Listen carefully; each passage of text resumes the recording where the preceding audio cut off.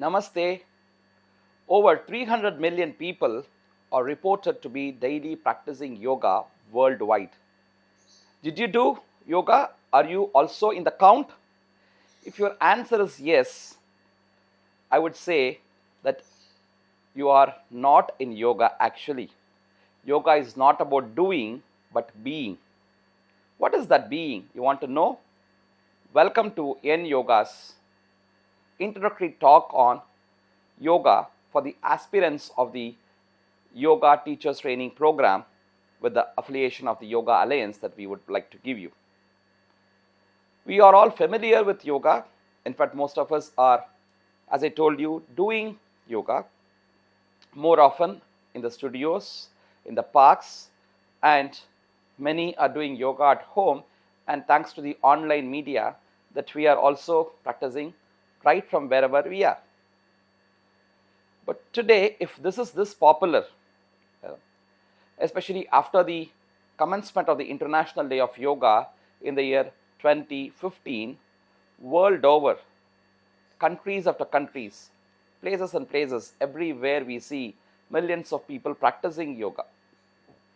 But in the name of the practicing yoga, all that majority of people are doing is practicing a few physical postures which we call as the yoga asanas. No doubt asanas are very much important part of the yoga practice, but yoga is not limited to the asanas alone. It has much more to give. Ocean of things for us to dive deep. So yoga is not just a few physical practices or just a breathing or the meditation, but it's a holistic science of self-unfoldment. Rather, I would say it's a scientific, systematic approach of self-unfoldment. That is what yoga is. Friends, we all know that when our Honorable Prime Minister of India, when he called for the commencement of International Yoga Day 9 years back, 177 nations out of 192 member nations co-sponsored this.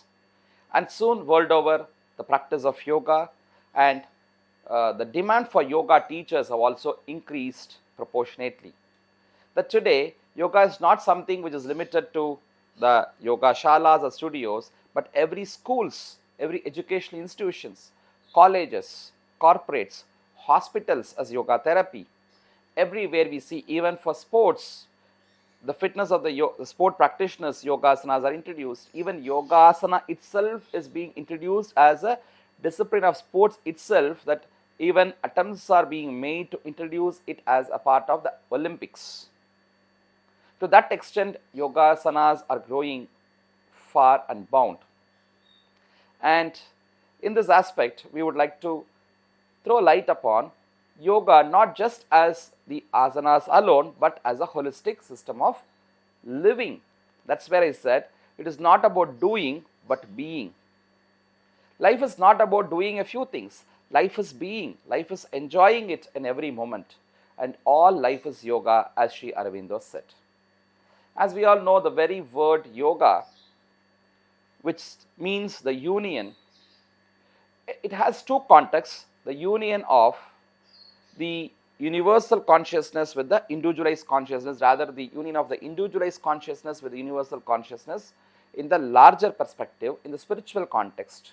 But there is also a mundane context. In the worldly understanding, yoga is a union of the body, the breath, the mind, the intellect, and the soul. We are not just this body alone, says the yoga philosophy. It makes us to understand there are the inner components of the breath, which is externally what we free, when gone inside, gets converted into what is called the vital life force energy of the prana. And we have techniques to enhance, energize this pranic energy in yoga, namely the pranayama. And further, when we go, the most difficult thing to comprehend or understand is the mind. And yoga has something to contribute there also, as Patanjali defines yoga as a technique to bring a cessation to the modifications of the wavering mind. And therefore, we have meditation, which can take you to that calmness, to the tranquility of mind, which is also a very important part of yoga. And the philosophy which makes us to understand who we are, why we are here, and where do we go to. Why are all these pairs of opposites in life? All those gives us an understanding to the intellect, the Jnana Yoga part of it. And when we do all those, the physical asanas to keep our body fit, the breathing and the pranayama to keep our vital life force energy enhanced and energized, the meditation to keep our mind in a calm state, equipoise, tranquility, a balance, and the yoga of the self-enquiry through which the intellect is also sharpened and made into a wonderful tool of living. And finally, when all this happens, you are with your own self. A soulful living is what yoga is ultimately aimed at. So this is the holistic approach of yoga. Yoga is not limited only the physical benefits of it, though it is very important to get the physical benefits, though important is the therapeutic aspects, the fitness, but the fitness of body alone is not the ultimate. We understand the fitness of body should be substantiated by the fitness of the mind, the fitness of the intellect, the energy component, which is very much more important above everything, that happiness quotient which the soul can give you. A meaningful, purposeful, soulful living is what yoga can ultimately offer. Even today, though it is relevant, very active, vibrant, but it is not something of the recent times. The greatness and glory of yoga is, this is something which is not less than 5,000 years old science, but even today relevant, that today world over, transcending the boundaries of nation, religion, and all kind of boundaries are transcended, and people are practicing this, rather being in the state of mind, being in the state of soulful living, which is able to bring a wonderful peace, harmony everywhere. And that is the greatness, that which is very old, ancient, but even today relevant. That is the greatness of yoga. There are many things that we all had, the ancient civilizations could offer, but all those are today mostly in the museums. But yoga is not just in the museums, but has become a living component in the life of millions of people world over. Having said this, we need to understand again that it is not just the set of physical postures. Of course, they are most important, the asanas which are there, but it has something more to offer. And having said this, even then, we cannot just like that equate the yoga asanas also as the physical postures or the physical postures which we do in the gym or as an exercise. There is a difference between those and the asanas even.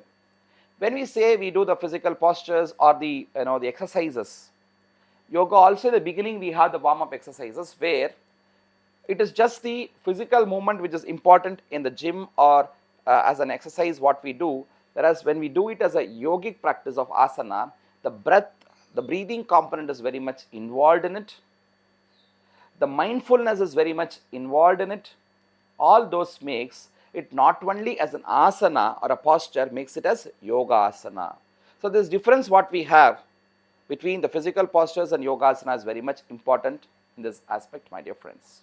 So today, more and more enthusiasm is coming among people because of the widespread benefits of yoga, and therefore many want to not just do yoga but also become yoga teachers. The demand for yoga teachers are increasing more and more. Earlier, we could count the number of teachers who are available, but today, as the need in the society is becoming more and more challenging, more and more competitive, cutthroat competitive race which is happening. So stress has become something which everyone feels, no matter whether you are a child or an elderly person, whether you are a student or a corporate owner or a manager, everyone today, even women, all are put forth to this kind of stress. And how do we combat the stress? As we all know, stress is nothing but the uncontrolled speed of the mind in response to a demanding situation.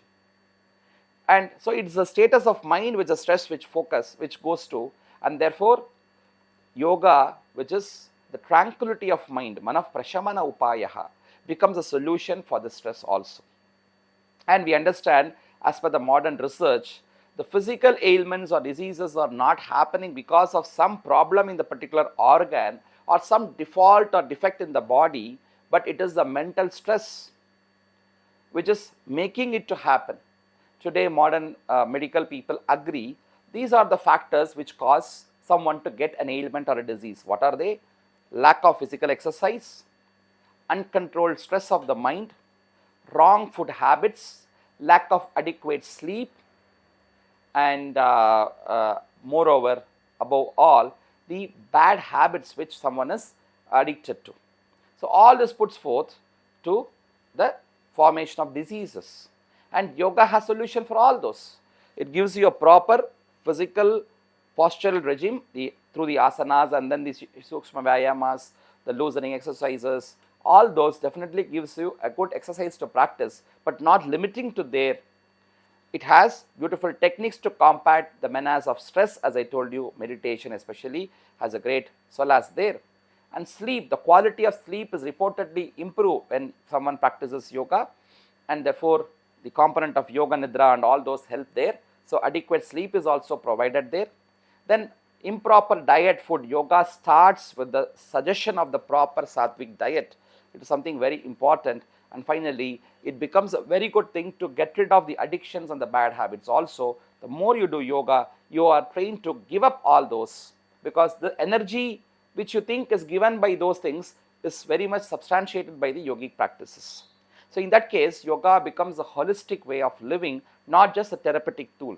As I told you, when this is the case, people are very much coming forward to take up yoga and practice, but rather than the practice to be in that state of wellness and well-being.